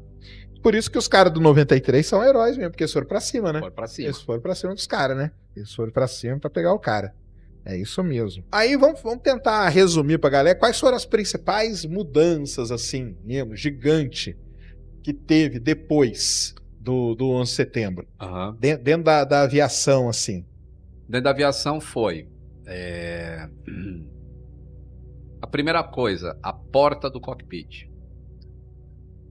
Se juntou um grupo de estudo e falou, a gente tem que colocar porta blindada no cockpit. E ninguém entra mais. Acabou aquele negócio. Chama a galera pra visitar. Acabou. Ninguém mais tem acesso ao cockpit do avião, a menos que o avião seja depois do pouso, já com o avião parado, aí você pode pedir acesso, se o comandante deixar. Então, em voo, acabou. Que antes de 11 de setembro, você podia falar durante o voo com a comissária. Pô, adoraria conhecer o cockpit. Ela ia lá, falava pro comandante, pode vir. Aí você entrava e via o céu maravilhoso, que a visão deles é muito mais bonita. Lógico. Né? Vi os comandos, né? Que tudo serão na bolsa. E à noite, então? Nossa, que aí você tá fora desse reflexo da luz da cidade, e aí você vê a Via Láctea. Você vê a Via Láctea. É sensacional. Aí acabou isso, não pode mais. Segundo, a gente vai colocar porta blindada. E aí tinha que ter alguns códigos, assim, porque se uma pessoa precisa entrar, ela tem que ter uma maneira de entrar se acontecer alguma coisa com os dois lá dentro. Então foi implementado esses códigos de como você entrava. E a porta, eu lembro do tempo assim que os aviões paravam para trocar aquela porta que tinha. Você chegou a trocar alguma? Ou não, isso não foi feito, isso era feito tudo nos Estados Unidos. Tá. Tudo nos Estados Unidos. Mas tinha uns detalhes, assim, por exemplo, a porta, recentemente até deu uma confusão, eu não gosto muito de falar nisso, porque como é um procedimento de segurança, mas recentemente algum passageiro filmou no Twitter uma porta de um 787, assim, com um negócio aberto, assim, como se a porta tivesse quebrado em voo. Mas acontece que você não pode deixar aquela porta totalmente blindada, ela é blindada de fora para dentro. De dentro para fora, tem que ter uma maneira de equalizar a pressão caso ocorra uma despressurização. Senão, vai acontecer um problema grave. Claro. Então ela desmonta se for de dentro para fora. Entendi. E aí o pessoal, olha isso, o avião tá caindo aos pedaços. E não é, ela é feita para aquilo. De dentro para fora pode. De fora para dentro, você pode estar com uma AK-47 lá. É 47 ou 45? Eu não sou do... 47, 47, a AK-47 não vai perfurar aquela porta. Ela é desse nível. E aí tem diversos... como é que fala? Diversas redundâncias de segurança, tipo... falhou a energia do avião. Tem um negócio elétrico que mantém aquilo travado, né? E ela não pode destravar se falhar a energia. Claro. Então tem um sistema de redundância para manter ela travada. Existe uma maneira de negar a entrada de alguém. Porque alguém pode chegar e falar... pegar uma comissária... Entendi. E servir como refém. Eu vou matá-la se você não abrir essa porta. E o comandante pode negar e não vai abrir. São protocolos que têm que ser seguidos. Colocaram vários protocolos nesse Colocaram sentido. vários protocolos. O peso, pelo fato da porta ser blindada, o peso alterou alguma coisa? Altera o peso, né? Altera. O avião fica menos eficiente por causa do peso da blindagem da porta. E aí você vê, curioso, na hora que se criou isso, criou-se um outro problema que só se descobriu em 2015, quando aconteceu o acidente do Germanwings, que foi um piloto conseguiu fazer com que o outro saísse e se trancou lá dentro e jogou um avião da montanha. Ah, é aquele que o cara joga na montanha, né? E aí as pessoas agora podem ficar com medo. Putz, eu não tinha pensado nisso, desbloqueou um novo medo. Mas já foi resolvido a questão psicológica que levou aquele cara a fazer aquilo, isso não aconteceria mais hoje em dia. Ah, é? É, porque a aviação estuda tudo, né? Sim. Pô, caramba, a gente cercou tudo para o terrorista não entrar, e agora o cara se trancou lá dentro e ninguém consegue entrar. Mas naquele avião específico, o código que entrava em emergência estava com problema. E já tinha sido reportado no livro de bordo. Então é provável que o copiloto já Bateu o sabia, código, já só que sabia, não foi. putz, não vai conseguir entrar de fora para dentro e premeditou para ser naquele voo. Ah, entendi. Isso é o que a gente tem de fato, porque parece que tem gente estudando mais esse acidente para ver se tem alguma coisa diferente que aconteceu. Mas enfim, aí você vê uma solução que foi criada contra os terroristas, criou um outro problema. Exatamente. É muito complexa a aviação, por isso que eu Muito, falo cara. que as pessoas falam assim, muito. pô, aconteceu um acidente, era só botar uma chavinha aqui e resolvia. Não é só botar uma Você chavinha, tem que estudar muito tudo. É um jogo de xadrez, né? Você tem que pensar Por exemplo, 10 movimentos pra O frente. vazamento de hélio lá na Starliner não é só botar uma fita da rosca que vai resolver. Não é assim. Isso causa várias coisas. Então, o cockpit ser isolado, basicamente, hoje. Mudaram, assim, como os terroristas, eles invadiram a cabine correndo, então mudaram protocolos de quando alguém precisa abrir aquela porta, porque o banheiro não fica lá dentro. Então o piloto precisa sair para ir no banheiro. Então quando abre aquela porta, tem que ter uma maneira de impedir que as pessoas tentem invadir. Então, normalmente eles colocam as barricadas, que são os carrinhos de Galley, e aí o cara, até ele conseguir pular aquilo, dá tempo do cara fechar. E agora já tem vai entrar um outro protocolo, que agora vai ter uma rede de aço antes de chegar na porta. Então, trava a rede de aço. Agora, só com colocar isso? Por quê? Não, já tinha isso no avião da United, sempre, já teve mais de 15 anos que tem essa rede. É uma rede de aço que você prende no corredor que vai para o cockpit. E aí o piloto abre a porta normalmente, aí não precisa da barricada, porque já tem a rede de aço. Aí a barricada fica opcional nesse caso. E numa dessa aí, nunca pensaram em colocar um banheiro dentro do cockpit? Podia ter pensado, né? Podia, mas aí... aí vai mudar muita coisa, né? Aí aumenta a complexidade. Entendi. Aí fizeram isso pra ele... Então, quando... Isso, pra ele pra ele poder abrir a porta e fazer. Então, toda vez que o piloto vai abrir, tem todo um protocolo antes pra ele sair. Ele avisa, então. Ele avisa, a comissária fica sabendo. Ele fala, preciso fazer um xixi aí, hein? Aí ela começa a se preparar. Galera, quando você vê essa preparação... Você não sabe, porque ela falou só com ele. Aí se você se levantar pra ir no banheiro, ela... Não, vai no banheiro lá de trás. Olha só, cara. Aí você não pode ir naquele banheiro agora, porque aquele tá reservado, porque o comandante vai abrir a porta. Mas essa movimentação dá pra perceber? Dá. Dá? Principalmente em voo internacional. Não é um negócio discreto, não. Não, é ostensivo. Ostensivo. Entendi. E outra coisa que mudou foram os profiles. Hoje em dia você não tem que responder algumas perguntas quando você vai fazer o check-in? Sim. Essa mala foi você que fez? Tudo que tem aí foi você que... É sua essa mala, né? Você não recebeu nada de ninguém. Tem várias perguntas que são feitas que pra você parece assim, nossa, que... Pergunta imbecil, não tem nada a ver isso. Muita gente já foi pega por causa do tipo de resposta que dá. Sério? Porque a pessoa que tá te perguntando, ela tá fazendo um profile seu. Então existe um ordenamento de fazer aquilo, e ela tá olhando como você responde. Eles são treinados para isso. Tem preparação. Caramba. Então, é pra cercar. O cara fica mesmo. nervoso, o cara dá uma gaguejada, o cara dá uma... Não, e tem gente que fala, não, eu recebi um negócio... Porque a pessoa não sabe que ela não pode receber uma coisa que ela não sabe o que é. A gente vê isso no aeroporto área restrita. Um monte de gente que cai... Tá levando... Nossa, cara, eu em 2004, cara, eu fui pra Paris, num congresso. Eu fiz a coisa mais maluca. Minha esposa tem hoje, cara. A gente não era casado, a gente namorava ainda. O meu vizinho, cara, ele tinha uma filha. Olha que doideira, cara. É só agora que você pensa nas burrices que já fez na vida. Meu vizinho tinha uma filha que morava em Paris. Eu tava indo pra Paris e meu vizinho chegou e falou assim: Sérgio, olha aí, leva essa mala pra minha filha. E ela, em troca, olha, troca, né? Você não precisa pegar táxi, que ela te leva pro hotel. E eu, besta, me dá a mala aqui, cara. E nem olhou o que tinha. Mas nem olhou o que tinha dentro. Lito, cara, mas nem quis nem saber, cara. Catei a mala com cadeado, com tudo. E pá, vambora pra Paris. A filha dele tinha acabado de ter neném. A mala era só roupa de neném. Só isso, mais nada. Mas aí, vambora pra Paris, tô levando a mala, legal. Aí falei com a minha, hoje a minha esposa, ela, nossa, até hoje, cara, ela fala isso e fala, você é maluco, olha o que você ia aprontar. Cheguei lá em Paris, o cara, vamos abrir sua mala. Eu falei, não tem como abrir. Como que não tem como abrir? Ué? E o cadeado? Não, aí essa mala não é minha. Nossa. Que ano foi isso? 2004, cara. Nossa. O cara falou, não tá. O cara abriu o zíper todo, cara. Começou a tirar tudo lá de dentro. A sorte, cara. Isso é uma sorte danada. Porque assim, tudo bem, eu confiava no meu vizinho, obviamente.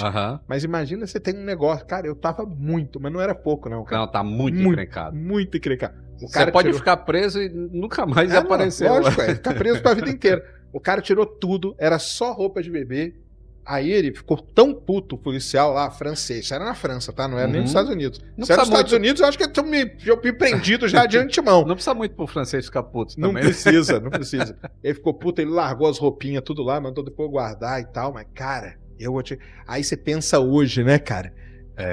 Que absurdo que eu fui. Cara, ela é muito pistola. Quando ela lembra dessa história, ela fica muito pistola comigo. Ela fala, você é maluco, tá levando coisa dos outros que você não conhece. Mas era meu vizinho, cara. Entendeu? Hoje jamais, cara. Jamais. Porque você vai saber o que tá enfiado ali dentro, cara. Qual que é a maior conspiração que já ouviu sobre o 11 de setembro? Trabalho interno. Esse é o que a maioria fala. Foi trabalho interno. Isso aí foi trabalho da CIA. Porque eles falam do prédio, qualquer prédio 7, né?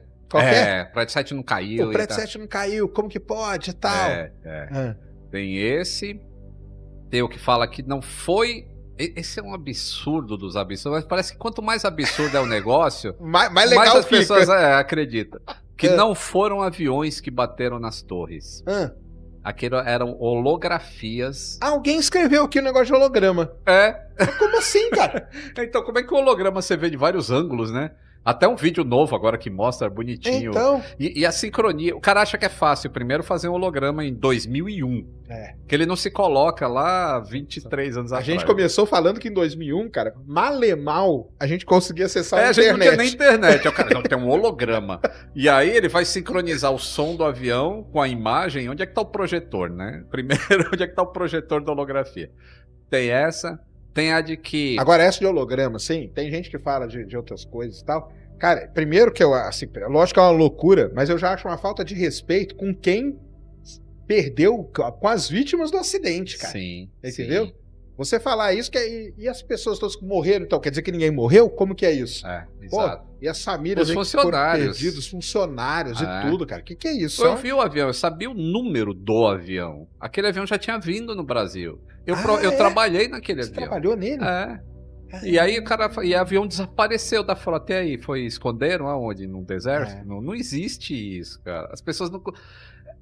Elas criam um negócio tão mirabolante e para de pensar no básico. É lógico. E, assim, um parênteses, você conhecia alguém que trabalhava lá? Que você... Não, da tripulação não.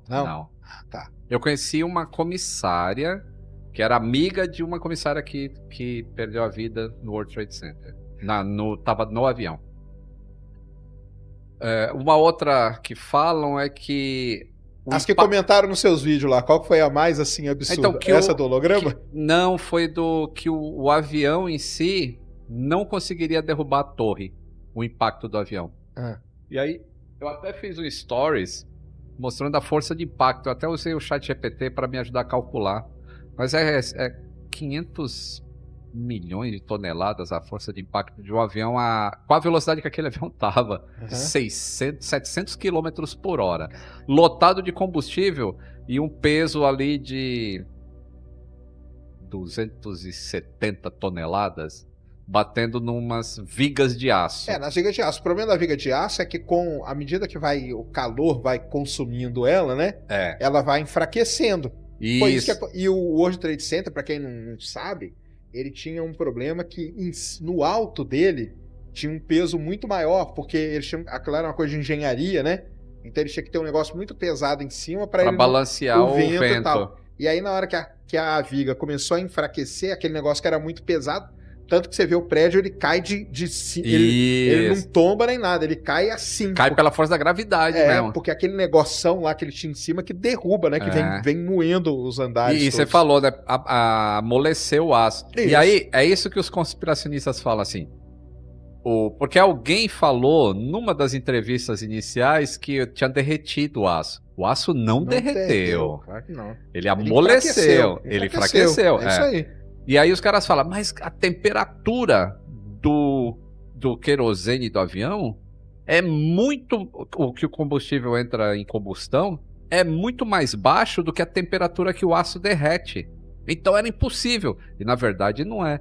A temperatura que o querosene de aviação entra em combustão é quase 500 graus mais alto do que o aço para derreter. É. Então já tá errado desde o início, mas o cara não sabe disso e aí fica propagando essa conspiração de que não poderia. Aí um outro fala, como ele caiu na vertical, aí já, opa, só podem ter colocado explosivos, detonadores para a torre cair retinho. Isso aí é uma implosão. É óbvio que foi um trabalho interno. E aí o cara não pensa assim, pô, mas quanto de explosivo tinha que colocar no World Trade Center sem nenhum funcionário? São 3.000 funcionários trabalhando todo dia ali, ninguém viu nada. E os caras botando explosivo nas vigas. E aí você colocou o explosivo, aí você vai entrar em contradição com o outro conspiracionista que fala que porque você colocou o explosivo, por que tinha o holograma? Por que tinha... E imagina a fiação, né, que tinha que ter com os explosivos para fazer a detonação. Não, e aí a gente lembrou, até pegando aqui, a gente lembrou que antes, em 93, teve o World Trade Center, ele tinha um metrô embaixo e tudo, e em 93 teve um carro-bomba Isso, o cara entrou com uma caminhonete, cheia de explosivo ali e não derrubou o prédio. E não derrubou o prédio. Abriu um rombo lá, mas não derrubou. Entendeu? E aí teve um cientista que falou que encontrou traços de termita. Que não sei, sabe que é um material térmico que é usado em explosivo, logo usaram explosivos para... Entendi. E aí, ele foi só um cientista. Todos os outros falaram que durante os 2 anos e meio de limpeza do World Trade Center, nenhum detrito tinha traço de termita. Tem cara que chuta também, né? E aí, um cara debancou muito mais legal isso, que ele pegou... O cara falou que tinha traços, pó de termita. E aí, um cara pegou um monte de termita e botou numa viga de aço pra tentar amolecer e fazer uma explosão. E não funcionou. Não funcionou, né? Funciona. É isso mesmo. Então tem isso. O lance do World Trade Center, ele tinha esse negócio pesadão em cima, galera. Por isso que ele... Depois o pessoal foi estudar a estrutura, né, dele. né? Inclusive, lembra que o segundo avião, ele cortou em ângulo, assim. Meio na diagonal, assim. Então ele cortou diversos andares de viga.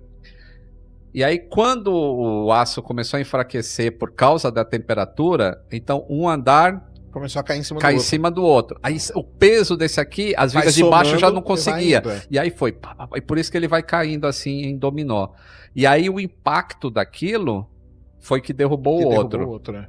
Que era muito perto. O WTC-7 era muito mais longe e é um prédio baixo. Então ele não ia cair por causa da queda dos outros impacto dois. Aí. Mas teve problemas na estrutura. Que isso aí também ninguém fala, né? Sim, né?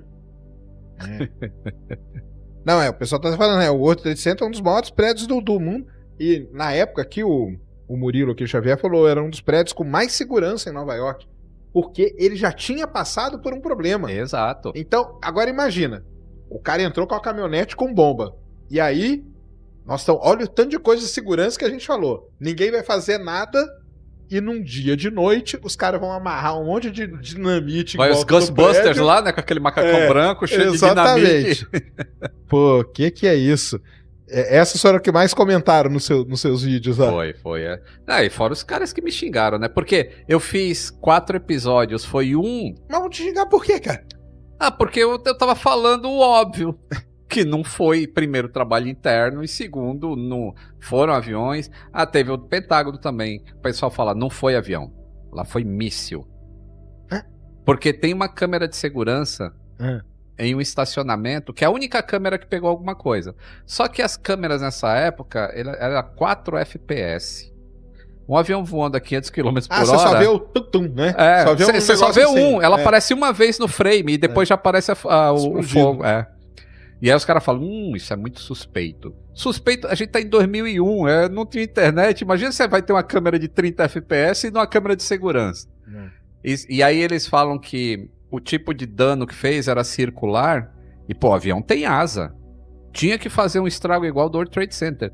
Mas ele esquece que o Pentágono é um prédio baixo e pro cara conseguir botar o avião ali onde ele botou, antes as asas já ficaram para trás. Uma bateu no chão e a outra bateu numa barricada que estava sendo... O Pentágono tinha recém feito os reparos lá, reforma. Tinha sido reformado, exatamente. E aí a outra bateu nessa... Não é barricada, mas é uma estrutura mais forte. E aí só o charutão que chegou no Pentágono.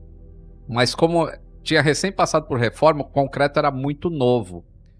E aí entra assim, aí o cara acha que é míssil. E ele ignora todos os pedaços de avião que tinha lá. Foram encontrados. Todos os corpos que foram retirados de lá. Imagina. E reconhecidos por DNA.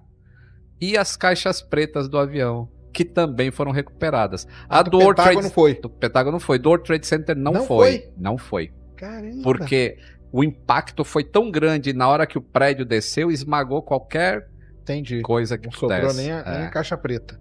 Caramba, que doideira, né, cara? Então, assim, o do Pentágono foi como se fosse um míssil mesmo, porque foi só o charuto do avião, né? E lá nesse memorial da América Latina, memorial lá do 11 de setembro, lá em Nova York, tem um pedaço da chapa do avião que caiu no Pentágono. Você vê assim as cores da American Airlines, os rebites, é um 757. Entendi. Tem assento de comissário. E isso tudo foi tirado de lá. E o cara ignora isso e diz que é um míssil. E ignora também todas as quase 100 testemunhas que viram o avião. Isso que eu ia falar, ué. É. E fora o radar, e a torre, e tudo, né? E tudo que tem, não. O pessoal tá doido, cara. Você acha que é o acidente? Você considera isso um acidente? O que você considera dentro da aviação? Ele é tratado como o quê? Por incrível que pareça, isso conta como um acidente para aviação. É mesmo?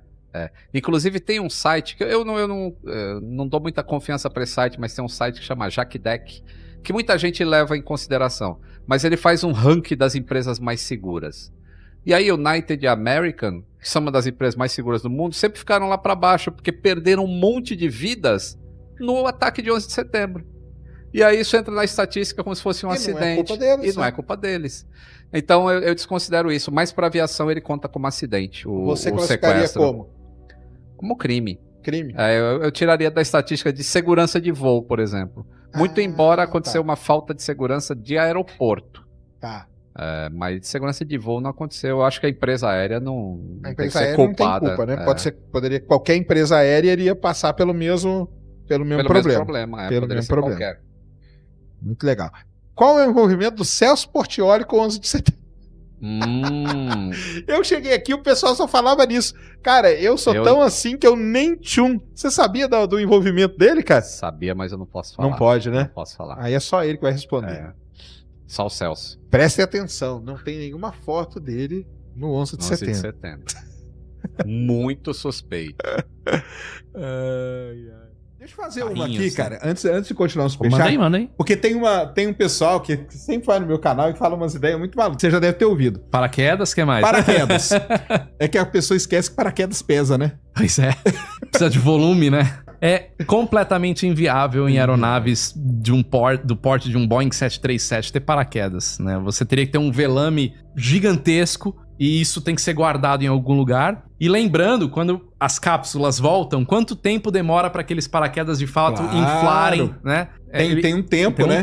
Não é assim, não é que infla direto, né, cara? E estatisticamente falando, grande parte dos acidentes acontecem nos momentos de decolagem e pouso, onde você não tem altura para abrir. Então não adianta nada.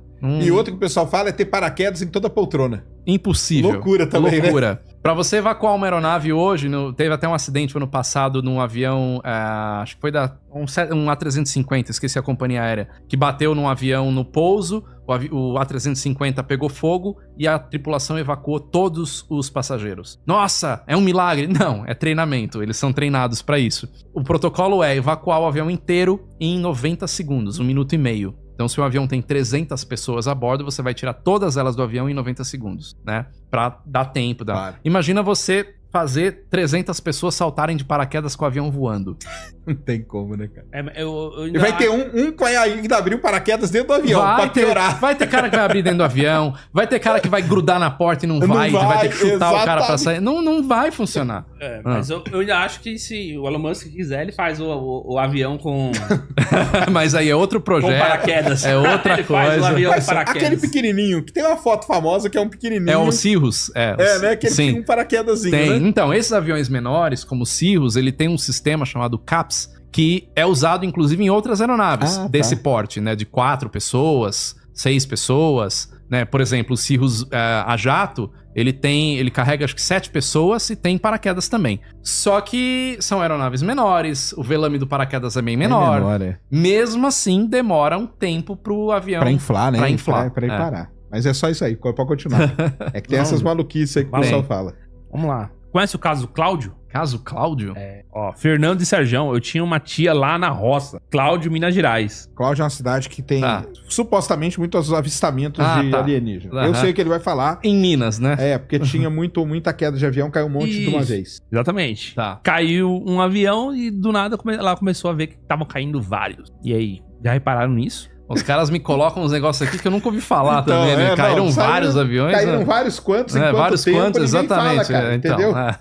Mas a mulher da roça não ia mentir, né, Serjão? Pois é. É isso aí, ué. Pois é. Mas pode ser, mas o tempo pra ela passa diferente também. Entendeu? Pois tipo assim, num ano caiu pode ter caído pode ter caído 3 num ano. Vários. Vários. Pra ela pode ser vários. Pois é. O problema de relato é isso, cara. Não, foi muito quanto, cara? Entendeu? Exatamente. É que nem aquele relato que teve quando o A380 opera em Guarulhos e algum cidadão filmou o A380 pousando e falou: nossa, esse avião tá passando muito baixo. Pronto.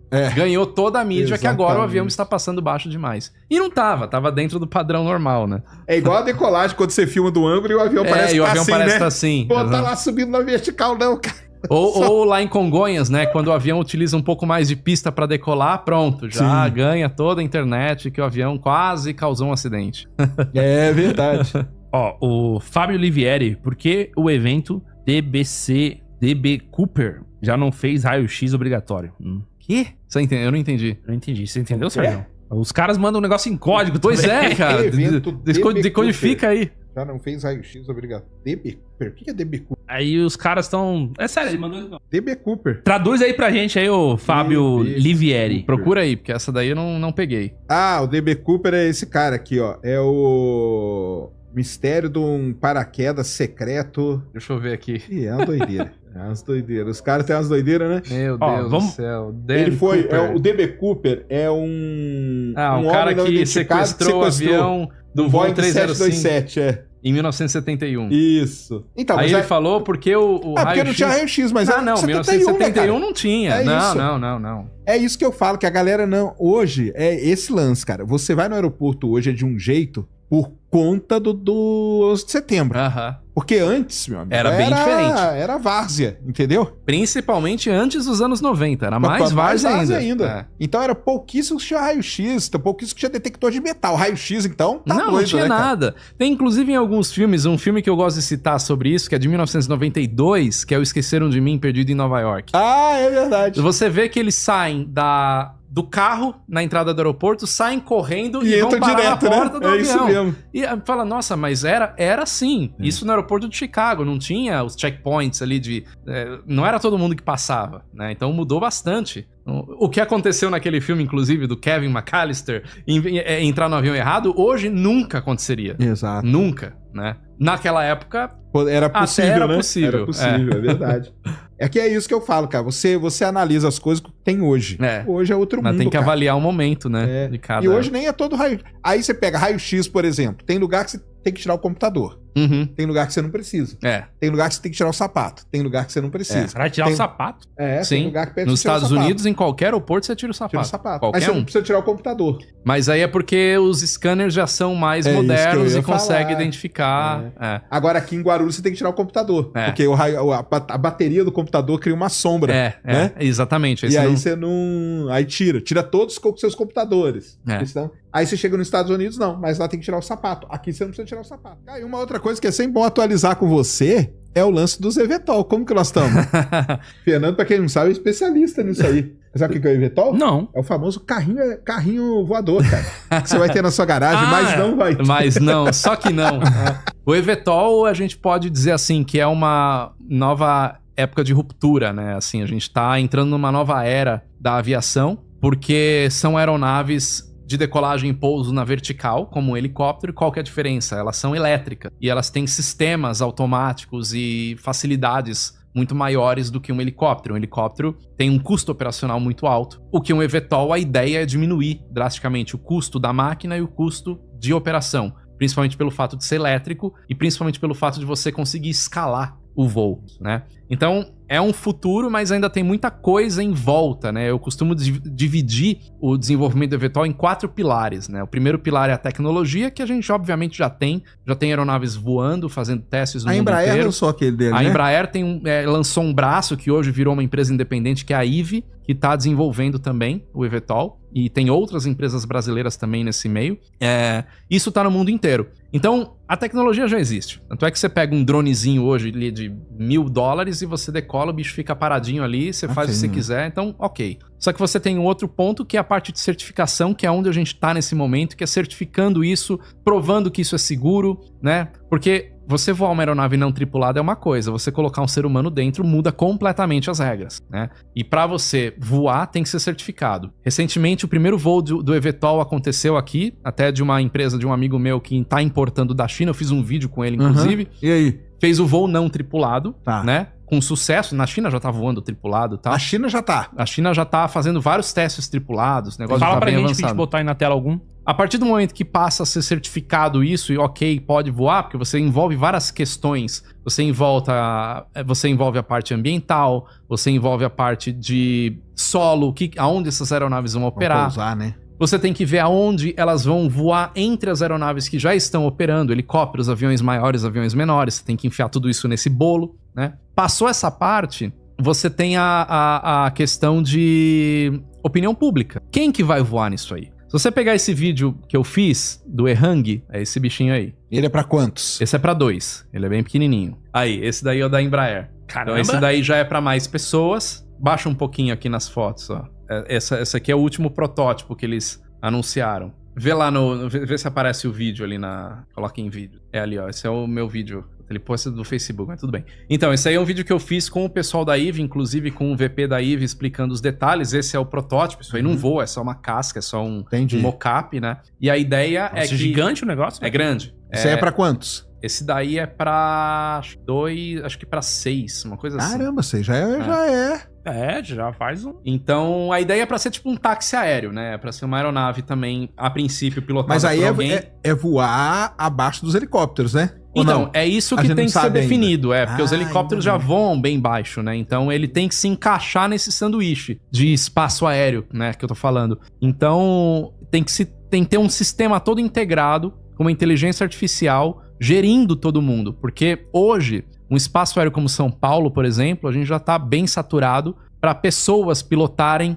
isso e você adensar mais ainda. Quer dizer, você colocar mais aeronaves nesse espaço aéreo. Para você aumentar isso, você precisa criar uma tecnologia integrada para as aeronaves serem autônomas, né? Enfim, aí tem o vídeo. Mas aí essa tecnologia não tem ainda. Essa aí não tem. Tá sendo desenvolvida, sim. essa sim, tá sendo. sim, tá sendo desenvolvida. Tem algumas coisas já em testes. Isso faz parte dessa questão tecnológica, né, do desenvolvimento. A IVE, por exemplo, ela não é só uma empresa de desenvolvimento de aeronave. Ela é uma empresa de tudo, do sistema inteiro. Então, as aeronaves, as empresas que estão se envolvendo no desenvolvimento da IVE, esse exemplo aqui, por exemplo, eu fiz esse voo de helicóptero lá no Rio de Janeiro. Nós fizemos como se fosse o eVTOL, só que de helicóptero.